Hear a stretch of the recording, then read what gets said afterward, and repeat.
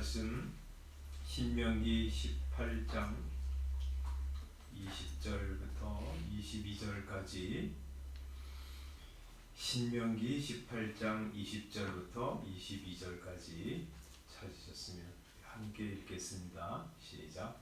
만일 어떤 선지자가 내가 전하라고 명령하지 아니한 말을 제 마음대로 내 입으로 전하든지 다른 신들의 이름으로 말하면 그 선지자는 죽임을 당하리라 하셨느니라. 네가 마음속으로 이르기를 그 말이 여호와께서 이르신 말씀인지 우리가 어떻게 알리요 하리라. 만일 선지자가 있어 여호와의 이름으로 말하는 일에 증언도 없고 성취함도 없으면 이는 여호와께서 말씀하신 것이 아니요 그 선지자가 제 마음대로 할 말이니 너는 그를 두려워하지 말지니라. 아멘. 어제 말씀에서는 하나님께서 모세와 같은 선지자 하나를 보내주시겠다 하고 약속하시면서 그의 말을 들으라 하고 가르쳐 주셨습니다.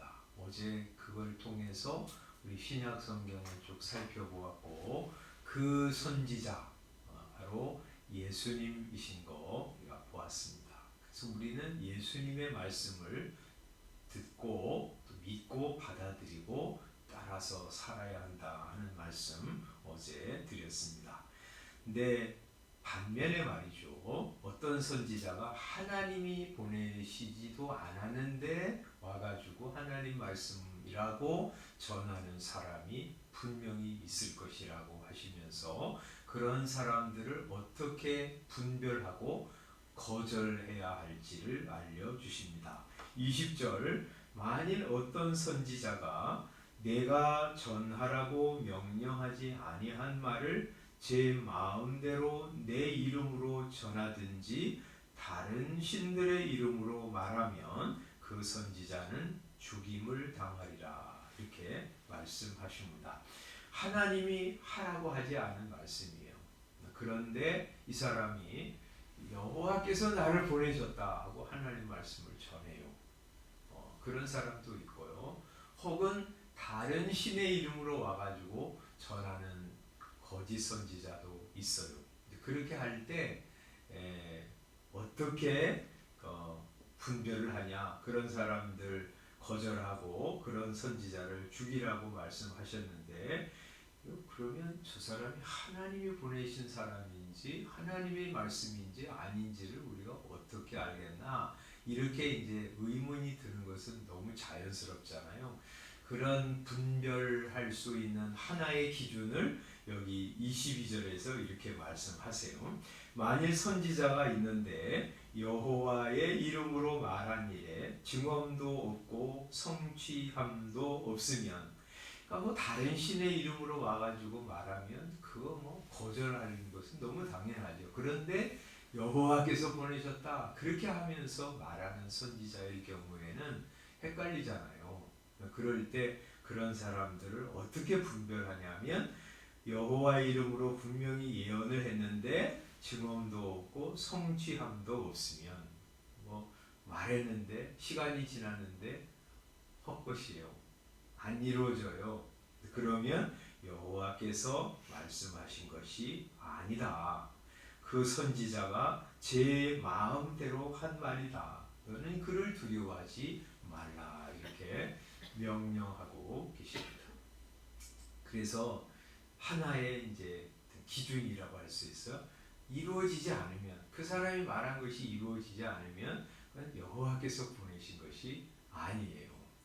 우리 이제 뭐 기독교 역사가 2000년이 됐잖아요. 그 이전에 이제 구약 시대가 있었고 예수님 오신 이후에 2000년이 지났는데 그 기독교 역사상 수많은 그런 이런 사람들이 나왔어요. 여호와께서 안 보내셨는데 하나님께서 보내셨다고 예언을 하고 또 그러면서 그것이 거짓으로 드러난 사람들이 많지요. 뭐 특히 이제 종말론과 관계해서 그런 사람들이 많아요. 천년이 되어갈 때, 이 천년이 되면 이제 이 세상은 끝난다. 예수님이 오신다. 이렇게 해가지고 사람들을 미혹한 사람들이 많았어요.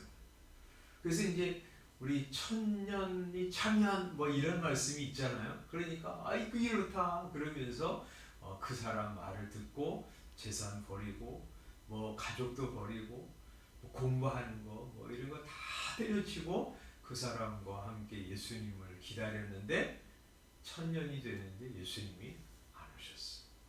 우리나라도 있잖아요. 뭐 안식교도 그렇고요. 우리나라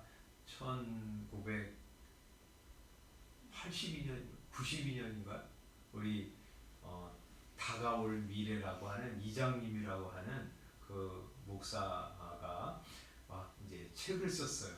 그런데 우리나라 뭐 제가 그 책 쭉 읽어봤거든요. 근데 이제 무슨 얘기냐면 여기저기서 막 예언을 하는 사람이 일어나는데 이 사람들이 서로 연결된 사람이 아니에요. 서로 뭐 주고받고 그러는 사람들이 아닌데 어떤 사람이 92년 10월 28일 날 예수님이 오신다는 이 메시지를 받은 거예요. 그리고 또 다른 사람이 저 지방에서 더 저기서 막 그런 사람들이 생겨나니까 이 이장님이라는 사람이 그런 사람들의 이 얘기를 다 이렇게 종합해가지고 다가올 미래를 준비하라 해가지고 이제 책을 냈어요. 우리 기독교인들 가운데 많은 사람들이 그들을 따랐어요. 그리고 정말 10월 28일 날 우리 방송국에서도 취재를 했죠. 12시 자정이 될 때 우리 그 교회 교인들이 흰 옷을 입고 예수님 오시면 만난다고 다 일찍부터 와가지고 기도하고 찬송하고 예수님을 기다렸어요. 그런데 28일 날 자정이 되었는데 예수님 안 오셨어요. 그걸 기화로 해서 제가 생각할 때 우리 한국에서 기독교가 저 못 믿을 집단이라고 하는 평가를 받기 구체적으로 시작한 시간이라고 생각이 들어요. 그래서 온 나라가 난리였잖아요. 그리고 그것이 거짓으로 드러났는데도 불구하고 거기 따르는 사람들이 또 이 사람들은 한번 그 거짓에 이제 미혹이 되었기 때문에 이게 공중에서 뭐 재림한 것이다 막 이래가지고 또 말을 교묘하게 바꾼단 말이죠. 그러면 그걸 또 믿고 따라요. 안식교가 그랬고요. 많은 이단들이 그랬고요. 이 다미성교회를 따르는 사람도 아직도 있어요. 성경만 요 말씀만 보면 그 말씀만 보면 이게 이 가짜구나 이거 하나님이 보내신 사람이 아니구나 하고 금방 알 텐데 말이죠. 뭐 이런 일들은 뭐 대표적으로 하나만 얘기해서 그렇죠. 얼마나 많은지 몰라요. 우리 하나 딱 기억할 것이 그거예요. 이 세상에는 가짜들이 있다. 진짜가 좋은 경우에, 값비싼 경우에 항상 가짜들이 있어. 그죠? 뭐 요새는 뭐 싼 거 가지고도 가짜가 있다고 그러잖아요. 뭐 계란 가지고도 중국에서는 가짜를 만든다고 그러는데 이 값비싼 것에는 항상 가짜가 있어요. 금이라든지 보석이라든지 뭐 이런 거는 항상 가짜가 있죠. 이 영적인 영역에서도 마찬가지예요. 마귀는 그런 가짜를 끊임없이 생산해내면서 사람들을 어떻게 하든지 하나님으로부터 분리시켜가지고 멸망의 길 같이 가게 하려고 하는 것이죠.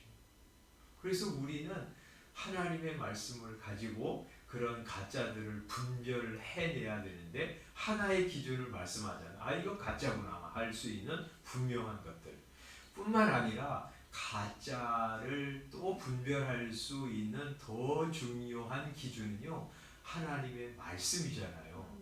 이 구약 성경이 이제 66권으로 다 완성이 되었어요. 그래서 이것을 가지고 하나님의 말씀으로 받아서 믿고 또 묵상하고 또 암송도 하고 그 말씀을 가지고 하나님과 교제하면서 계속 살아갈 때 이 진짜가 내 안에 자리 잡게 되는 거예요. 우리 위패, 가짜 화폐를 이렇게 분별해내는 전문가들은요, 가짜를 자꾸 보는 것이 아니라요, 진짜를 자꾸 보고 만지고 그런다고 그래요. 그래서 그런 사람들은 딱 만지기만 해도 이게 위패인지 안다고 그래요. 또 우리가 말이죠, 진짜를 자꾸 받아들여서 믿고 묵상하고 또 순종하면서 그러면서 살아가는 거예요.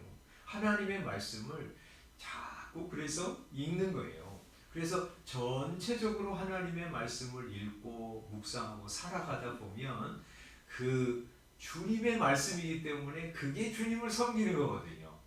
다른 그 가르침을 가지고 주님이라고 섬기면 그 결국에는 다른 하나님을 섬기게 되는 거거든요.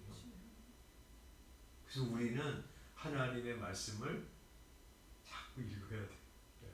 그래서 진짜 화폐를 익숙하게 내 것으로 읽고 또 받아들이고 그렇게 할 때 그는 진리의 길을 걸어갈 수 있어. 우리나라에서 특별히 말이죠.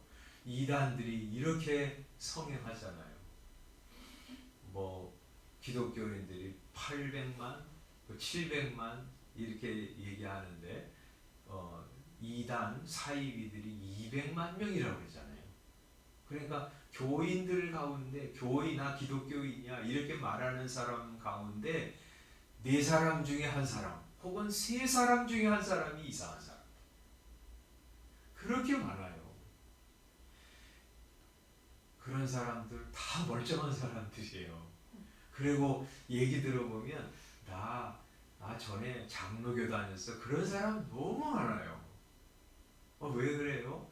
진리를 받아들이고 그 위에 믿음의 집을 다 세우지 못하니까 이상한 거, 교묘한 거, 색다른 거 하나 가지고 와가지고 탁 던지면요 덥석 물고 가는 거예요.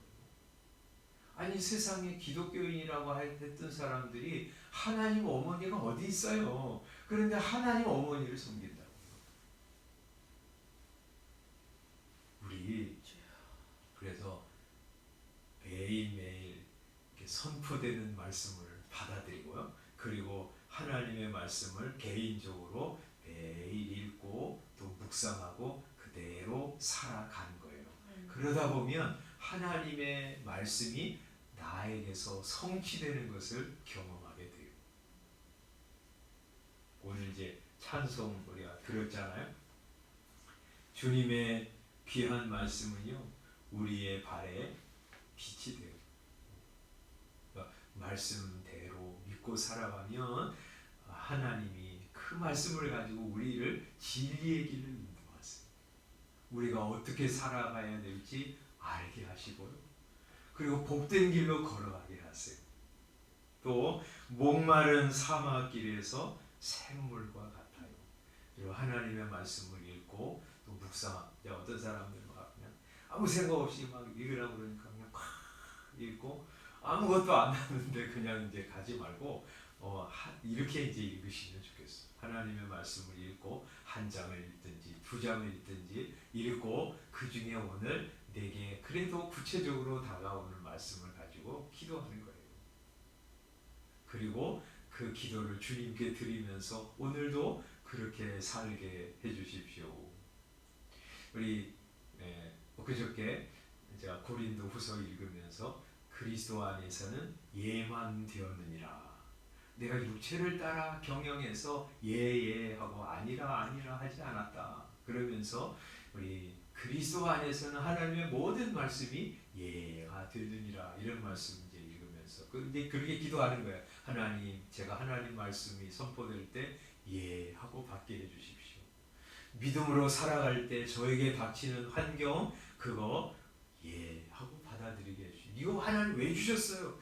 이런 환경 주시는 하나님 나빠요. 이렇게 하지 않고요. 하나님이 주시는 환경은 믿음으로 받아들여요. 하나님이 하시는 일은 언제나 옳으십니다 하고 받아들이고 믿음으로 나아갈 때 왜 이런 환경을 주셨는지를 알게 돼요. 거기서 하나님이 나를 향해서 하시는 뜻을 발견하게 돼요. 그래서 우리 하나님의 말씀에 따라 살고 죽고 하나님 말씀 따라 순종하면서 살아가는 그런 저와 여러분 되시기 바랍니다. 그게 사는 길이에요. 기도하겠습니다. 아버지 하나님, 하나님의 말씀만 전하는 제가 되게 하시고 하나님의 말씀 그대로 믿고 받아들여서 살아가는 우리 성도들이 다 되도록 은혜 내려 주시옵소서. 우리가 사는 이 대한민국 땅에도 우리 예수님의 이름, 하나님의 이름, 성경의 이름으로 수없이 거짓된 가르침들이 난무하고 거기에 마음을 빼앗겨서 생명 아닌 사망의 길을 걸어가는 거짓된 가르침에 자기 목숨을 걸고 살아가는 사람들, 그리고 가정이 다 무너지고 자녀들 다 그릇된 길로 인도하는 사람들이 200만 명이 된다고 합니다. 얼마나 정말 참혹한 일이고 끔찍한 일입니까? 하나님, 저희들로 하여금 이런 거짓된 가르침을 분별할 수 있도록 주님의 말씀 매일 섭취하게 하시고 그 말씀으로 영혼이 강건해지게 하시고 힘을 얻게 하시고 큰 유익을 얻게 하시고 생기를 얻어서 오늘도 하나님의 말씀으로 기뻐하면서 복된 길, 생명의 길, 주와 함께 동행하는 저희 모두가 되도록 축복하여 주시옵소서. 예수님의 이름으로 기도드리옵나이다. 아멘. 기도하시고 들어가시고